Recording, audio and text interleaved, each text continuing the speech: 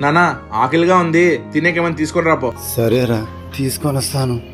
రే బన్నీ, రారా అలా బయటికైనా వెళ్దాం. సర్లే పదరా.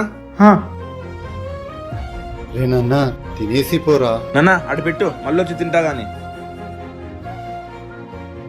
నాన్న ఆ టాబ్లెట్ వేసుకున్నా, డైలీ నడుము నొప్పి అనుకుంటా. ఏమైంది అంకుల్? నడుము నొప్పి అమ్మా, ఒకటే బ్యాక్ పెయిన్, తట్టుకోలేకపోతున్నా. మరి హాస్పిటల్లో చూపించుకోవచ్చు కదా. హాస్పిటల్లో చూపించుకున్నా బాబు, సర్జరీ చేయాలన్నారు.